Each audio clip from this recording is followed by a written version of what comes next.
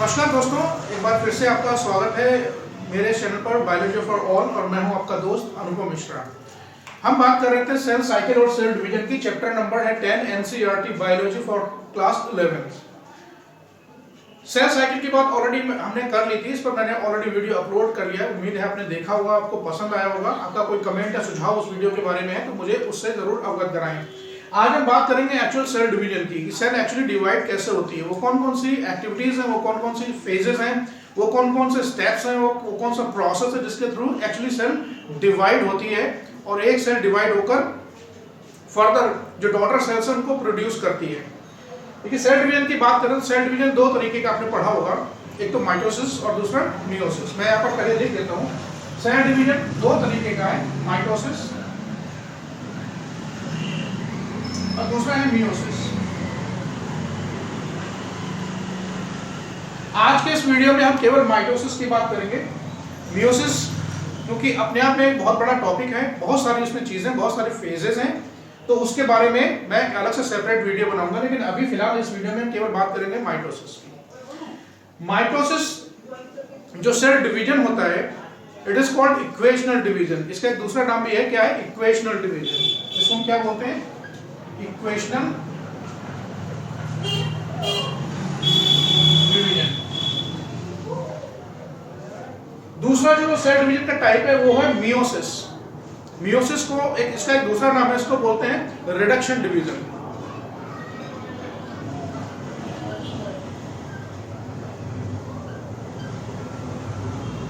दोनों में फर्क क्या है मैं थोड़ा सा आपको समझाऊंगा। माइटोसिस इक्वेशनल डिवीजन है, यानी कि एक सेल से, एक सेल है, ये इसका न्यूक्लियस है, इससे दो सेल्स बनती हैं। One cell divides and it produces two daughter cells. ये मदर सेल है, ये डिवाइड होकर टू डॉटर सेल्स बनाती है। माइटोसिस को इक्वेशनल डिवीजन इसलिए कहते हैं कि मान लीजिए अगर पेरेंट सेल में जितने भी नंबर ऑफ क्रोमोसोम हैं, मान लीजिए कि डिप्लॉयड ऑर्गेनिज्म है, डिप्लॉयड ऑर्गेनिज्म का मतलब है 2n, ये आपने पढ़ा होगा। तो अगर जितने भी number of chromosomes parent cell में हैं, डिवीजन के बाद जो डॉटर सेल्स दो बनती हैं, उनमें क्रोमोसोम का नंबर सेम रहता है, रिड्यूस नहीं होता है, इक्वल होता है। तो अगर ये डिप्लॉयड सेल है, मान लीजिए इसमें डिप्लॉयड सेल में 16 क्रोमोसोम है, मान लीजिए, तो जो दो डॉटर सेल्स बनेंगी वो भी दोनों डिप्लॉयड होंगी और उसका नंबर ऑफ क्रोमोसोम सेम ही रहेगा। इजी है। मियोसिस का थोड़ा सा मैं आपको आइडिया यहां पर दे देता हूं। मियोसिस में क्या होता है कि एक पेरेंट सेल है जिसके अंदर ये न्यूक्लियस है और ये डिप्लॉयड सेल है जिसमें मान लीजिए कि 16 क्रोमोसोम है। जब ये सेल मियोसिस के थ्रू डिवाइड होगी तो 4 टोटल सेल्स बनेंगी। कितनी बनेगी? 4। 1 2 3 और ये 4।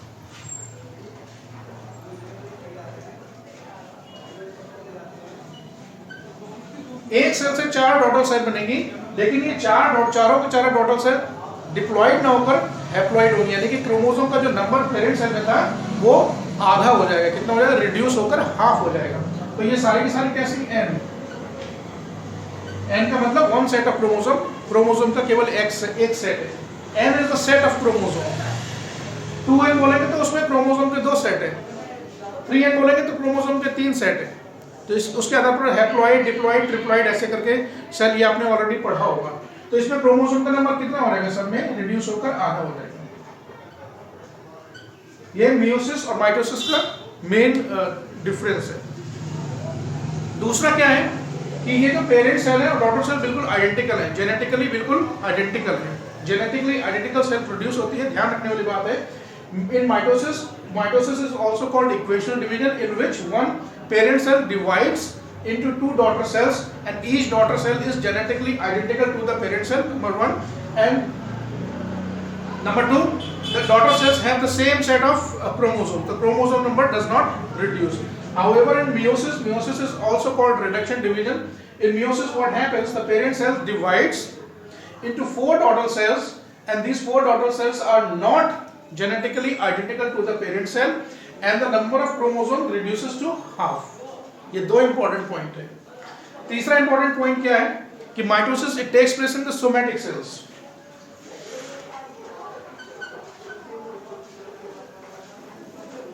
सोमा मीन्स बॉडी, ये आपने पढ़ा होगा।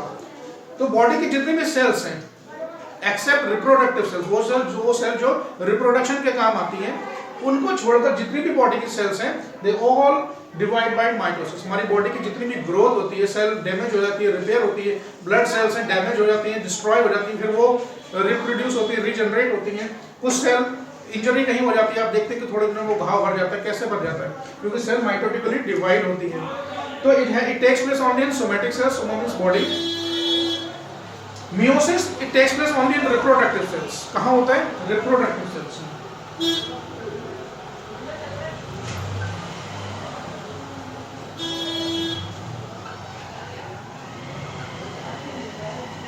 रिप्रोडक्टिव सेल्स को जर्म सेल्स भी कहते हैं। ये दो डिफरेंस है, लेकिन आज हम बात करेंगे सिर्फ माइटोसिस की। माइटोसिस क्या, सबसे पहले जो इसकी जो इवेंट है, जो साइकिल है, माइटोसिस एक्चुअली कौन कौन सी फेजेस के थ्रू कंप्लीट होता है, इसको सबसे पहले जो डिस्कवर किया था दो साइंटिस्ट थे, स्ट्रॉसबर्गर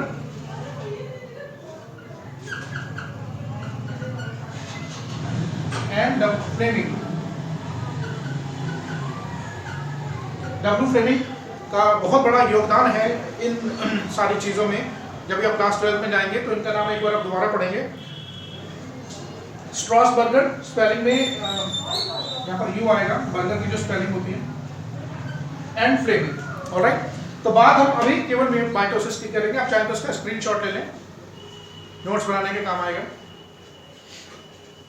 अच्छा, अब जो हम अभी माइटोसिस की बात करेंगे, माइटोसिस की बात करने से पहले एक बार सेल का जो स्ट्रक्चर है उसको एक बार थोड़ा सा समझ लेते हैं, तो फिर उसके बाद समझने में थोड़ा सा आसानी हो जाएगी कि माइटोसिस एक्चुअली होता कैसे है। तो मैं यहाँ पे एक सेल का एक स्ट्रक्चर बना रहा हूं। यहाँ पर थोड़ा सा राउंड बना देते हैं। ये एक सेल है, इसके अंदर एक न्यूक्लियस है। मैंने जानबूझकर इस तरह बनाया है ये दिखाने के लिए कि सेल ये एक डबल मेम्ब्रेन स्ट्रक्चर है, और इसके अंदर क्या है, क्रोमोसोम है, ये हो गया, और इसके अंदर सेल ऑर्गेनेल्स है। यहाँ पर एक आपको थोड़ा सा मैं दो तीन चीजें दिखा देता हूं।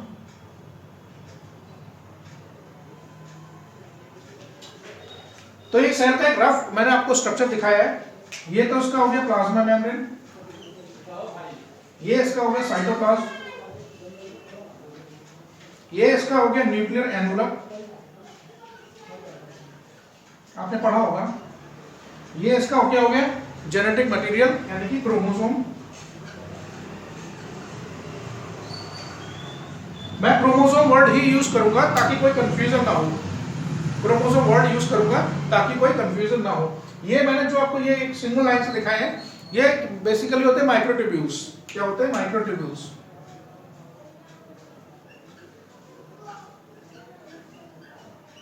इसका सेल डिवीजन में बहुत इंपॉर्टेंट फंक्शन है, इसलिए मैंने आपको बताया। बाकी के सेल ऑर्गेनेल्स मैंने नहीं बनाई है, और जो ये स्ट्रक्चर दिखाया है इसको बोलते हैं सेंट्रोसोम।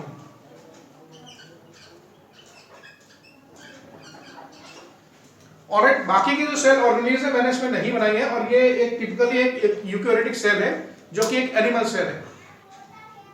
प्लांट सेल का स्ट्रक्चर थोड़ा अलग होता है। ये एनिमल सेल मैंने एक रफ आइडिया आपको दिया है समझाने के लिए कि सेल एक्चुअली डिवाइड कैसे होती है। उसको समझने के लिए एक सेल का स्ट्रक्चर आपके माइंड में होना बहुत जरूरी है।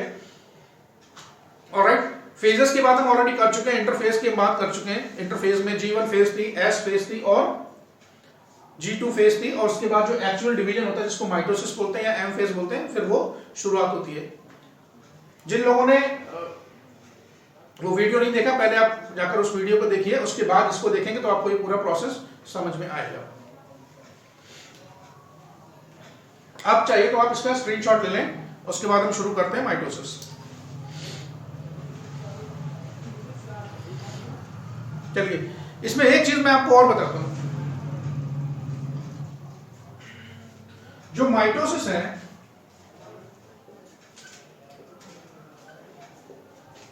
या कहें मियोसिस है, या फिर रफली कहेंगे सेल डिवीजन है।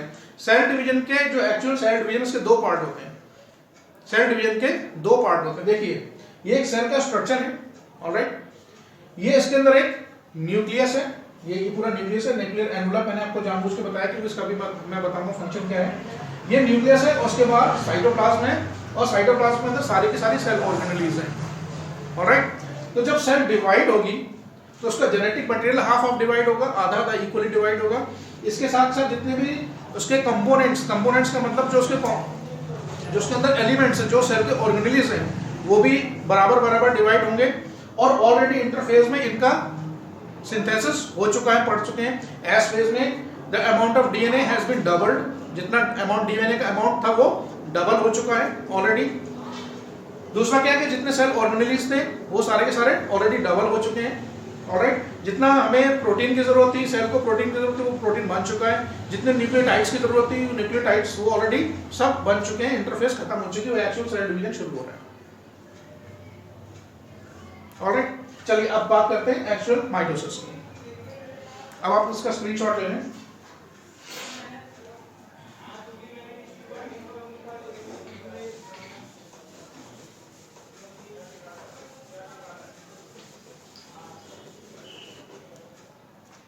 शुरू करते हैं माइटोसिस, यानी कि जो एक्चुअल सेल डिवीजन उसको स्टडी करते हैं, समझने की कोशिश करते हैं। देखिए, सेल डिवीजन के ब्रॉडली दो कैटेगरी में इनको डिवाइड कर सकते हैं, दो पार्ट। अभी मैंने आपको जो सेल का स्ट्रक्चर बनाया था उसमें दिखाया था कि एक सेल है, सेल के अंदर साइटोप्लाज्म है, साइटोप्लाज्म के अंदर सारे सेल ऑर्गेनेलीज हैं, और सेंटर में एक न्यूक्लियस है। एग्जैक्टली सेंटर में नहीं होता, लेकिन वो उसको कमांड सेंटर माना जाता है। और उस न्यूक्लियस के अंदर क्या है, जेनेटिक मटेरियल, जिनको हम क्रोमोसोम कहते हैं। ऑलराइट, तो माइटोसिस यानी सेल डिवीजन के दो पार्ट है। पहले तो सबसे पहला जो पार्ट है जिसको हम स्टडी करेंगे वो होता है न्यूक्लियस का डिवीजन, फिर उसके बाद साइटोप्लाज्म का डिवीजन। तो सबसे पहला पार्ट क्या है, डिवीजन ऑफ न्यूक्लियस। ऑलराइट, दूसरा पार्ट हम स्टडी करेंगे डिवीजन ऑफ साइटोप्लाज्म। ऑलराइट, जो डिवीजन ऑफ न्यूक्लियस है उसका जो बायोलॉजिकल टर्म है जो आपके बुक्स में दिया है और आपको पता होना चाहिए, उसको बोलते हैं कैरियोकाइनेसिस। क्या बोलते हैं?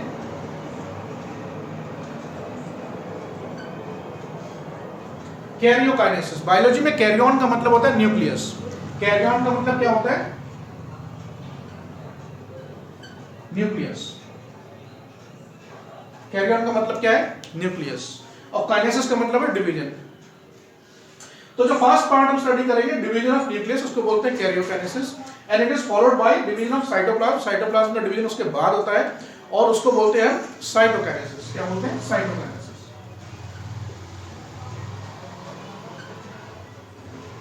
ऑलराइट, ये चीज आई होप आपने पढ़ा होगा तो आपको ये समझ में आ गया। अब बात करते हैं एक्चुअल सेल डिवीजन की।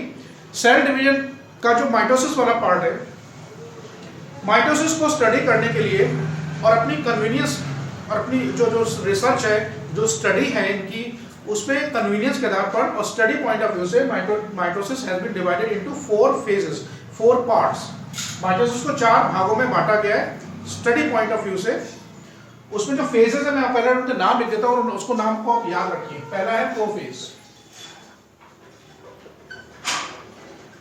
प्रो का मतलब होता है बायो में पहले, फर्स्ट। तो प्रोफेज का मतलब जो सबसे पहली फेज है उसको हमने प्रोफेज नाम दिया है। दूसरा है मेटाफेज।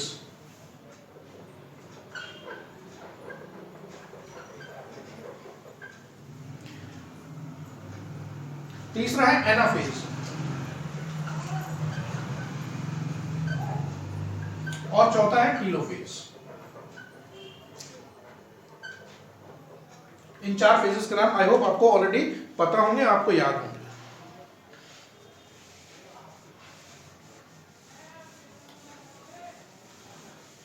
और जैसा कि हम जानते हैं कि जो माइटोसिस का जो टोटल हमें टाइम मैंने कितना बताया था, इट टेक्स अबाउट, इस पूरे प्रोसेस में कितना लगता है? लगभग 1 आवर।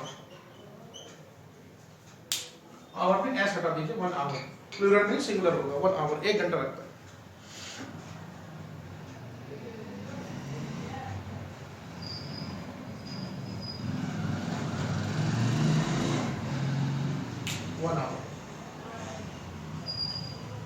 अब जैसा कि मैंने बोला कि इसको स्टडी पॉइंट ऑफ व्यू से कन्वीनियंस के आधार पर 4 फेजेस में बांटा है, प्रोफेज, मेटाफेज, एनाफेज और टीलोफेज। अब इनमें से 4 फेजेस हैं, प्रोफेज सबसे बड़ी फेज है। इन 4 में भी जो 1 घंटा टाइम पूरे माइटोसिस में लगता है, उसमें जो सबसे बड़ी फेज है वो प्रोफेज है। It takes about 50 minutes of 1 hour, यानी 1 घंटे में जो माइटोसिस हो रहा है उसका लगभग 50 मिनट प्रोफेज ही कंज्यूम कर लेती है। तो सबसे ज्यादा टाइम किस में लगता है? प्रोफेज में, 50 मिनट्स, और बाकी में 2 से 5 मिनट, 2 से 5 मिनट, अब बचा हुआ टेलोफेज, जितना टाइम बचा टेलोफेज। एग्जैक्ट टाइम नहीं है, वेरिएशन होता है इसमें, लेकिन on an average prophase is the longest phase which takes about 50 minutes of mitosis. 50 minute लगभग ये टाइम ले लेती है। दूसरी चीज ध्यान रखने वाली बात है, it is a continuous process. क्या है? एक ये सक्सेसिव फेजेस हैं, continuous process, it is a continuous process.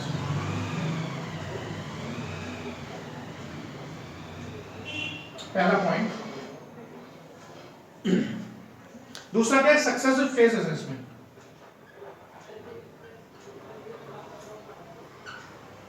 मैं अभी एक्सप्लेन करता हूं उसका क्या मतलब है। No clear cut demarcation between phases. पहला क्या है? कंटिन्यूअस प्रोसेस है। कंटिन्यूअस प्रोसेस का मतलब कि एक फेज जब खत्म हुई दूसरी शुरू हो जाती है, दूसरी के बाद तीसरी, तीसरी के बाद चौथी। ऐसा नहीं प्रोफेज खत्म हो गई और उसके बाद फिर एक थोड़ा सा इंटरवल आया, फिर मेटाफेज शुरू हुई, फिर एनाफेज शुरू हुई, फिर टेलोफेज शुरू हुई। इसका मतलब ये है कि once the one prophase ends, metaphase की बिगिनिंग वहां से शुरू रहती है। इसको ट्रांजिशनिंग प्रोसेस, ट्रांजिशन आप समझते होंगे, ट्रांजिशन होता है। तो एक फेज से दूसरे फेज में एंटर करती है, दूसरे से तीसरे में, और तीसरे से चौथे फेज में एंटर करती है।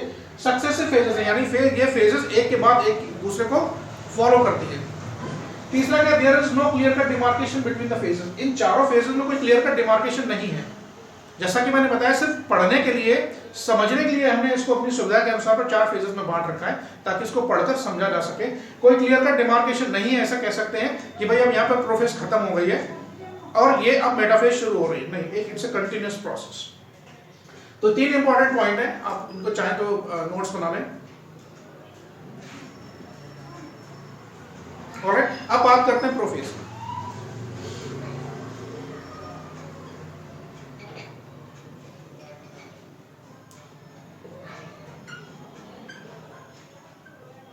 जैसा कि मैंने बताया कि prophase is the longest phase which takes about 50 minutes. फिर अगेन अपनी कन्वीनियंस के सुविधा के लिए हमने स्टडी पॉइंट ऑफ व्यू से इस प्रोफेज को 2 फेज में बांटा है, 2 पार्ट में हमने इसको डिवाइड किया है। पहला है अर्ली प्रोफेज, दूसरा है लेट प्रोफेज।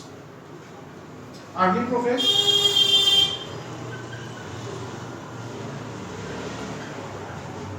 दूसरा है लेट प्रोफेज।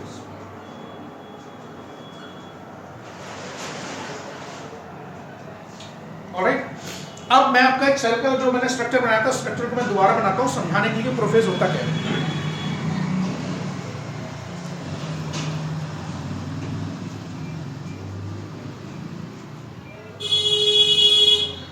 ये सेल का मैंने दोबारा से डायग्राम बनाया है। ये सेल का प्लाज्मा मेम्ब्रेन है, ये अंदर साइटोप्लाज्म है, और इसके अंदर मैं बनाता हूं न्यूक्लियस।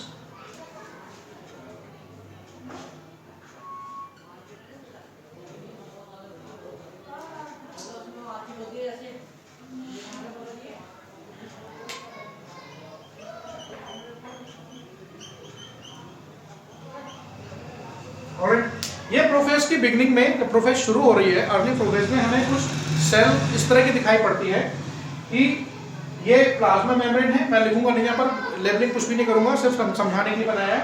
ये साइटोप्लाज्म है, सारे के सारे सेल ऑर्गेनेल्स के अंदर है।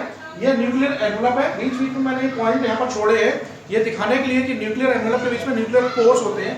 जब सेल डिवीजन एक्चुअली शुरू होता है प्रोफेज, तो न्यूक्लियर के ऊपर जो एनवेलप है धीरे धीरे वो डिसइंटीग्रेट होने लगता है, यानी कि जिन कंपोनेंट से मिलकर वो न्यूक्लियस की मेम्ब्रेन बनी है वो धीरे धीरे डिसइंटीग्रेट होने लगती है। और प्रोफेज का जो फर्स्ट फेज है उसमें न्यूक्लियस के अंदर हमें ये एक इंटेंगल्ड मास ऑफ थ्रेड, कुछ धागेनुमा संरचनाएं दिखाई पड़ती हैं जो कि बिल्कुल इंटेंगल्ड, आपस में उलझा हुआ मास ऑफ फाइबर्स होता है, जिनको बोलते हैं क्रोमेटिन फाइबर्स। मैं यहाँ पर एक बार नाम लिख देता हूँ।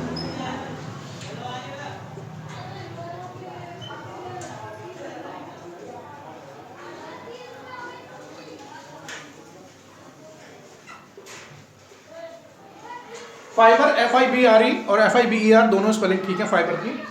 ये chromatin fibre, it's an entangled mass of thread like structures which is called chromatin fibres, ये न्यूक्लियर का एनवलप है, ये साइटोप्लाज्म सेल ऑर्गेनेल्स मैंने जानबूझकर नहीं बनाई है, डायग्राम बहुत कॉम्प्लिकेटेड हो जाएगा, और ये प्लाज्मा की मेम्ब्रेन, सेल की मेम्ब्रेन है। और जैसा कि मैंने बताया अभी हम जो स्टडी कर रहे हैं फर्स्ट वाला फेज, यानी कि न्यूक्लियस का एक्चुअल डिवीजन कैसे होता है।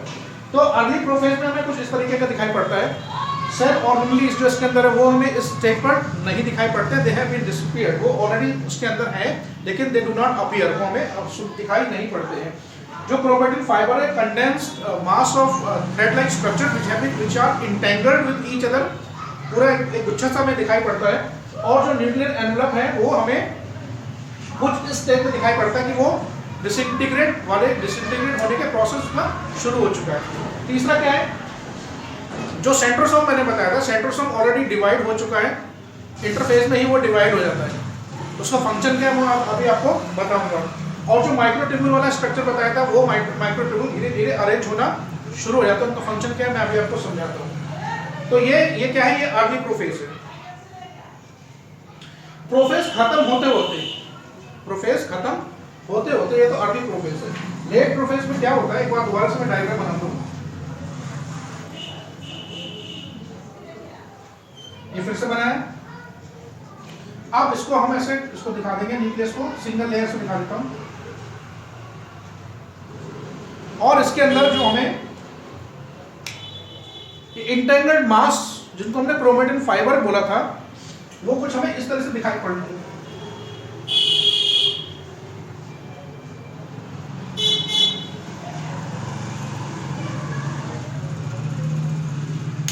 प्रोफेज खत्म होते होते, ये अर्ली प्रोफेज है, ये लेट प्रोफेज है। प्रोफेज खत्म होते होते हमें क्या दिखाई पड़ता है, तो जो न्यूक्लियर एनवलप है लगभग डिसइंटीग्रेट हो चुका है, सेल ऑर्गेनेल्स ऑलरेडी डिसअपीयर हो चुके हैं।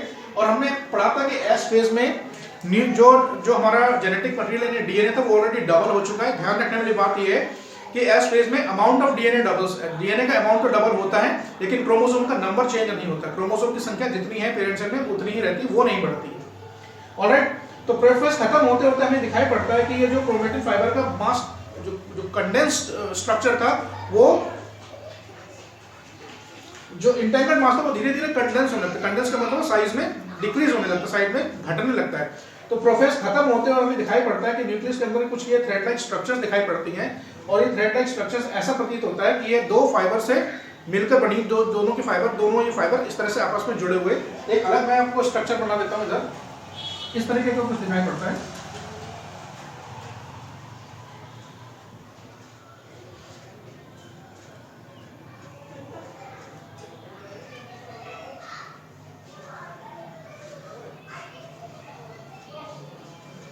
कुछ इस तरीके का हमें स्ट्रक्चर दिखाई पड़ता है। ये जो स्ट्रक्चर है ये एक्चुअली क्रोमोसोम है। अब मैंने बताया कि एक फेज खत्म होने के बाद दूसरी फेज की ट्रांजिशन शुरू हो जाती है, कोई क्लियर कट डिमार्केशन नहीं है, लेकिन प्रोफेज खत्म होते होते हमें दिखाई पड़ने लगता है कि क्रोमेटिन फाइबर्स जो हैं कंडेंस होने लगता है, साइज उनका डिक्रीज होने लगता है। डिक्रीज होने के बाद एक स्टेज ऐसी आती है कि क्रोमोसोम हमें कुछ इस वाली शेप में हमें दिखाई पड़ने लगता है। ऐसा मालूम पड़ता है कि ये दो धागे हैं, थ्रेड्स हैं जो आपस में एक जगह पर जुड़े हुए हैं, इनको बोलते हैं क्रोमेटिड्स। ये जो आपको दो स्ट्रक्चर दिखाई पड़ रहे हैं इनको बोलते हैं क्रोमेटिड्स। और ये पूरा एक क्रोमोसोम का स्ट्रक्चर है। ऐसा दूसरा हमें क्या दिखाई पड़ता है कि ये जो क्रोमेटिड्स हैं एक जगह पर इस तरीके से जुड़े हुए हैं, एक डिस्क शेप स्ट्रक्चर होती है, इसको बोलते हैं काइनेटोकोर। क्या बोलते हैं? स्पेलिंग को ध्यान दीजिए, काइनेटोकोर, क्रोमेटिड्स, काइनेटोकोर। तो प्रोफेज खत्म होते होते हमें कुछ इस तरीके से ये दिखाई पड़ने लगते हैं। प्रोफेज यहाँ पर एंड हो जाता है। ये आपको समझाने के लिए बताया है कि हमें क्रोमोसोम प्रोफेज खत्म होते होते कुछ इस तरीके से हमें दिखाई पड़ते हैं।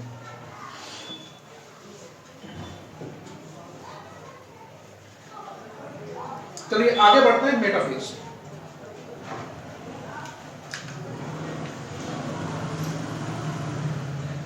मैं आपको इसी डायग्राम में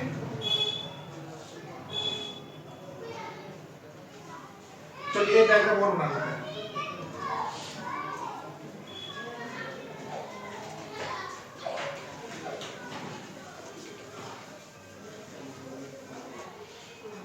ठीक है, ये प्रोफेज। अब बात करते हैं मेटाफेज की। एक फिर से ये सेल का मैंने एक स्ट्रक्चर बनाया है। मेटाफेज क्या होता है?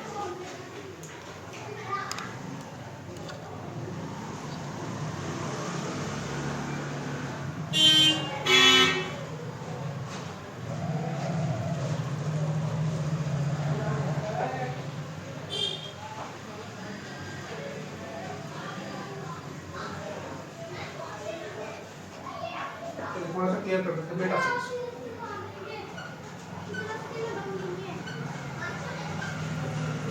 सेल का स्ट्रक्चर बना देते हैं पहले से। मेटाफेज आते आते जब मेटाफेज शुरू होती है उस टाइम तक दो चीजें हो चुकी होती है। पहला तो सेल ऑर्गेनिज ऑलरेडी डिसअपीयर हो चुके हैं। न्यूक्लियर एनवलप जो है ऑलरेडी वो डिसइंटीग्रेट हो चुका है, लगभग कंप्लीटली डिसइंटीग्रेट हो चुका है मेटाफेज शुरू होते होते। दूसरी चीज जो सेंट्रोसोम बोला था वो बीच से स्प्लिट होकर दोनों अपोजिट पोल्स की तरफ मूव करता है, और जो माइक्रोट्यूब्यूल्स हैं वो माइक्रोट्यूब्यूल ऑलरेडी अरेंज होना शुरू है। सेल के अपने स्ट्रक्चर में माइक्रोट्यूब्यूल्स पढ़ा होगा। अब क्या होता है जब मेटाफेज शुरू होती है तो मेटाफेज आते आते क्या होता है, शुरुआत में क्या होता है, जो सेंट्रोसोम है डिवाइड होके अपोजिट पोल्स पर ऑलरेडी जाके अरेंज हो जाता है इस तरीके से। ये क्या है? सेंट्रोसोम।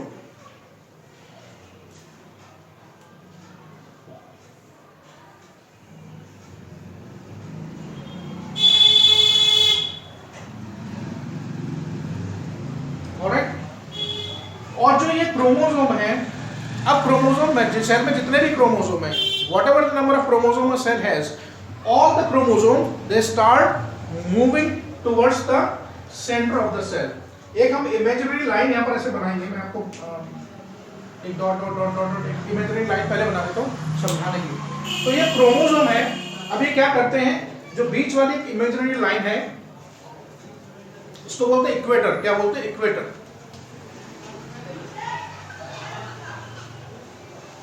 ये क्रोमोसोम अब इक्वेटर की तरफ मूव होना शुरू होते हैं और अपने आप को अरेंज करना शुरू कर देते हैं। और वो अरेंजमेंट कुछ इस तरीके का होता है कि जो क्रोमोसोम है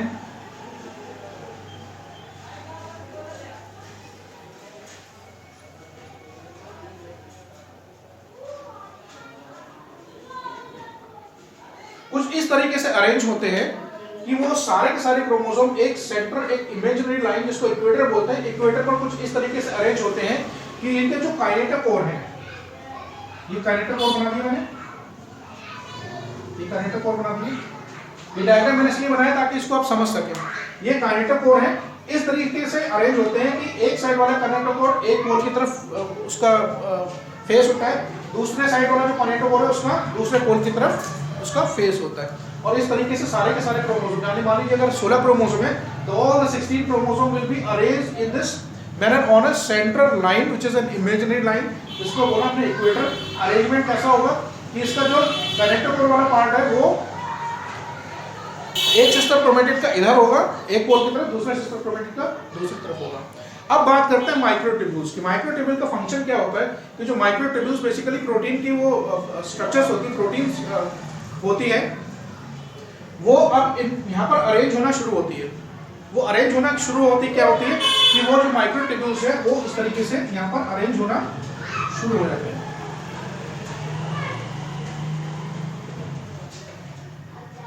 कुछ इस तरीके से। ये क्या है? ये माइक्रोट्यूब्यूल्स है। और ये जो ये स्ट्रक्चर बनता है कुछ इस तरीके से बनता है। मैं आपको अलग से दिखा देता हूँ। ये है इस तरीके का स्ट्रक्चर बनता है। इसको बोलते हैं एस्टर, आपने पढ़ा होगा कहीं पर। और ये क्या है? ये माइक्रोट्यूब्यूल्स है बेसिकली, और इनको बोलते हैं स्पेंडल फाइबर्स। यहां पर इनको बोलेंगे स्पेंडल फाइबर्स बोलेंगे।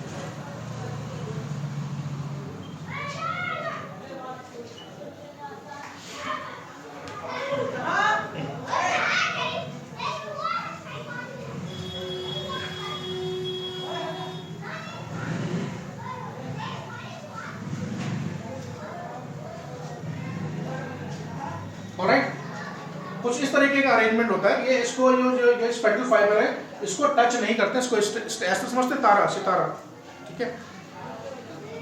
जो मेटाफेज है उसका जो खास पॉइंट है, कैरेक्टरिस्टिक जिसको बोलते हैं, वो ये है कि मेटाफेज में the number of chromosomes, their size and their shape is very clear. यानी कि अगर माइक्रोस्कोप में सेल को देखें और खासकर वो मेटाफेज में अगर है, this is the time when you can actually see the shape of the chromosome. Chromosome का एक्चुअल शेप हम वहाँ पर देख सकते हैं, क्रोमोसोम्स का उनको काउंट कर सकते हैं और उनकी मॉर्फोलॉजी को स्टडी कर सकते हैं। That is the best time to study the size, shape and morphology of a chromosome metaphase में। क्वेश्चन कॉम्पिटिटिव एग्जाम्स में पूछा जाता है। दूसरा कैरेक्टरिस्टिक्स क्या है, ये जो प्लेट है, ये जो इक्वेटर है जिस पर सारे क्रोमोसोम इस तरीके से अरेंज हैं, इसको बोलते हैं मेटाफेज प्लेट। क्या बोलते हैं? Metaphase plate.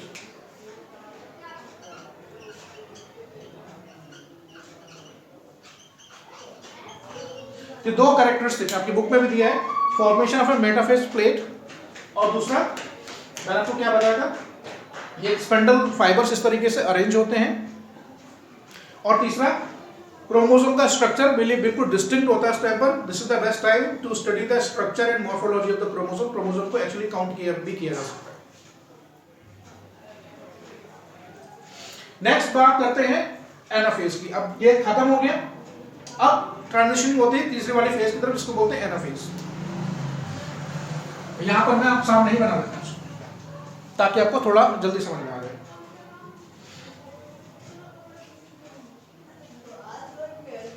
ये फिर से एक सेल बनाई, nuclear envelope already almost disappear हो चुका है, now it is not visible. अब ये न्यूक्लियर एनवलप बिल्कुल डिसअपीयर हो चुका है, अब आपको ये माइक्रोस्कोप में न्यूक्लियर एनवलप नहीं दिखेगा। अब क्या होगा, जो ये बनाया मैंने स्ट्रक्चर बनाया है, पहले बना देता हूं इसको।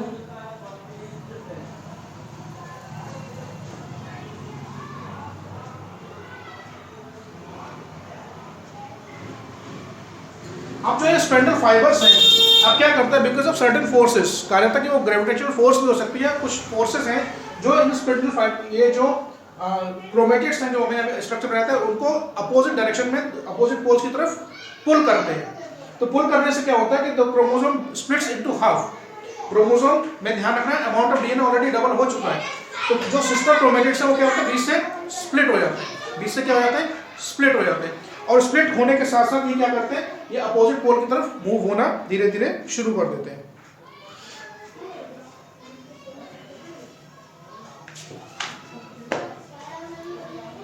कैसे करते हैं,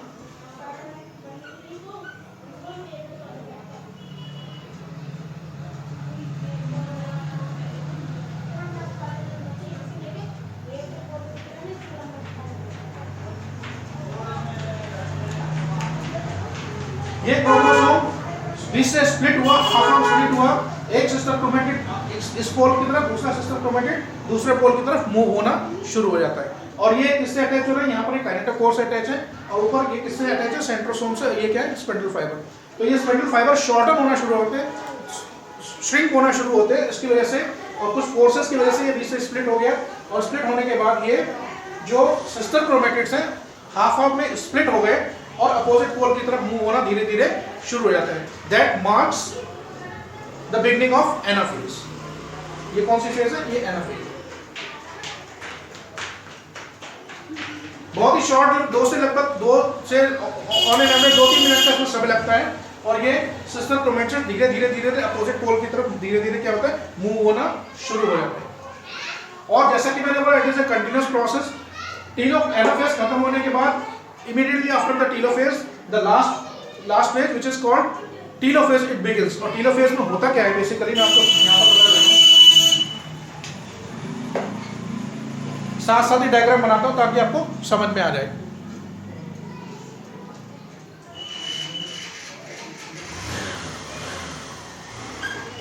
टीलोफेज में आते आते क्या होता है कि ये कंटिन्यूसली मूव कर रहे हैं, जब इसका मूवमेंट खत्म हो जाता है, यानी कि जब अपोजिट पोल की तरफ ये सिस्टर क्रोमेटिड्स पहुंच जाते हैं, पहुंच जाने के बाद क्या होता है, ये सारे के सारे ये फिर से जो पुराना वाला इनका स्ट्रक्चर है, जो शुरुआत में था, प्रोग्रेस की शुरुआत में था, कि ये अपनी यहाँ पर आइडेंटिटी, जो उनकी क्रोमोसोम की रियल आइडेंटिटी होती है, they lose their identity. Question exam में पूछा जाता है, in which phase of mitosis do chromosome lose their identity? तो उसका आंसर है टीलोफेज में। टीलोफेज में आते आते जो क्रोमोसोम की अपनी इंडिविजुअल आइडेंटिटी थी, दे लूज इट, और ये क्रोमोसोम का स्ट्रक्चर फिर से ये क्या होता है, डीकंडेंस होते हैं। डीकंडेंस होने के बाद ये पुराना वाला जो स्ट्रक्चर है, यानी कि जो हमने बात की थी शुरुआत में, क्रोमेटिन फाइबर्स जिसको हमने बोला था, कुछ इस तरीके का इंटेंगल्ड मास हमें फिर टीलोफेज में हमें दोबारा से दिखाई पड़ने लगता है। आप देखते हैं कि ये क्रोमोसोम डीकंडेंस होगा, अपोजिट पोल की तरफ पहुंच गए। जो न्यूक्लियर एनवलप डिसइंटीग्रेट हो चुका था, वो न्यूक्लियर एनवलप फिर से रीअपीयर होने लगता है, और वो रीअपीयर होने के बाद क्या करता है, इनके ऊपर फिर से न्यूक्लियर एनवलप आ जाता है। ये बन गया daughter nuclei,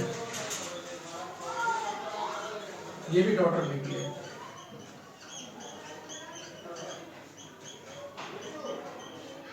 and that ends the telophase. या टीलोफेज यहां पर आकर खत्म हो जाती है। ऑलराइट, तो आई होप आपको समझ में आया प्रोफेज, मेटाफेज, एनाफेज, टीलोफेज। अभी ध्यान रखने की बात है, मैंने बताया था कि माइटोसिस के दो फेज है। First is the division of nucleus and second is the division of cytoplasm. अभी केवल डिवीजन का न्यूक्लियस हुआ, साइटोप्लाज्म का डिवीजन नहीं हुआ है, यानी कि सेल अभी भी पेरेंट सेल एक ही है, लेकिन उसमें दो न्यूक्लियस ऑलरेडी बन चुके हैं और अपोजिट पोल की तरफ पहुंच चुके हैं। तो ये पूरा प्रोसेस था कैरियोकाइनेसिस। अब आप इसका स्क्रीनशॉट ले सकते हैं।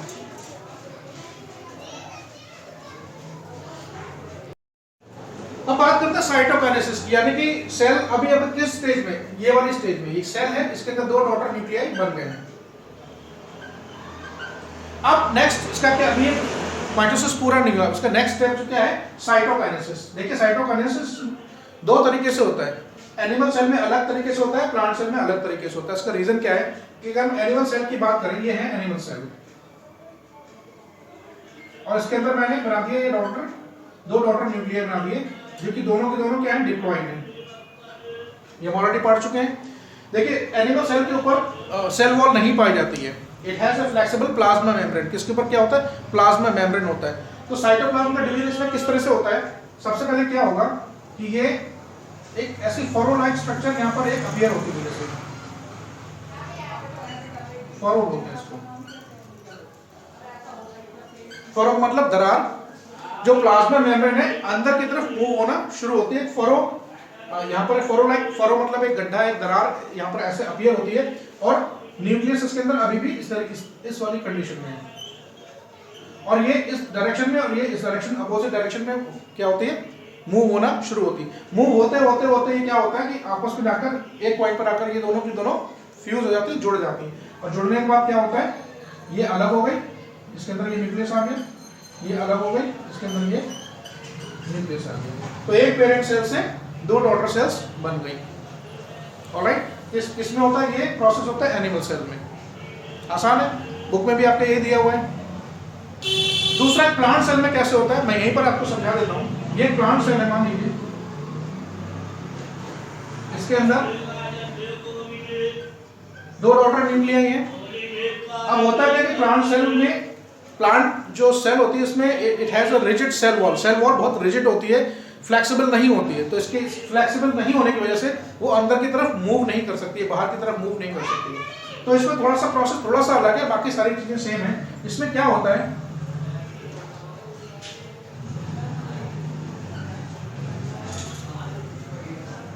ये न्यूक्लियस ऑलरेडी मैंने बना दिया है, ये न्यूक्लियस मैंने ऑलरेडी बना दिया है। इसमें क्या होता है, यहाँ पर एक बीच में एक,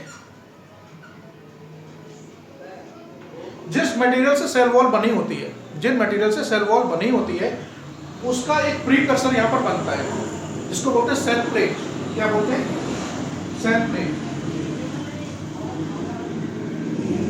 सेल प्लेट उन्हीं सब चीजों की मिलकर बनी होती है, जिन सब चीजों से मिलकर सेल वॉल बनी होती है। ये सेल प्लेट एक प्रीकर्सर है। अब ये क्या करती है, सेल प्लेट में जो सेल वॉल के अंदर जो डिपोजिशन होता है, वो डिपोजिशन धीरे धीरे होना शुरू हो जाता है, और वो जो सेल प्लेट है अपोजिट डायरेक्शन में मूव होना शुरू कर देती है। डायग्राम को थोड़ा सा ऊपर बना लेता हूँ, यहाँ पर इसको हटा देता हूँ। ये क्या होता है, ये बाहर की दोनों अपोजिट डायरेक्शन में मूव होना शुरू होती है। इसको अभी ऐसे बना देते हैं। ये डॉटर न्यूक्लियाई है, ये डॉटर न्यूक्लियाई है, और ये मैंने आपको बनाया था सेल प्लेट। ये सेल प्लेट क्या होता है, ये अपोजिट डायरेक्शन में मूव होना धीरे धीरे शुरू हो जाती है। और इसमें जो भी इसका कंपोजिशन है वो चीज़ें ऑलरेडी सेल में प्रेजेंट हैं और धीरे धीरे ये अपोजिट एंड में जाकर जो सेल वॉल बाहर की सेल वॉल लेटरल वॉल से उनमें जाकर ये फ्यूज हो जाती है और फ्यूज होने के बाद ये क्या होगा, ये प्लांट सेल अलग हो गई और ये प्लांट सेल अलग हो गई। ये हो गया साइटोकाइनेसिस किसमें प्लांट सेल। उम्मीद है आपको वीडियो पसंद आया होगा।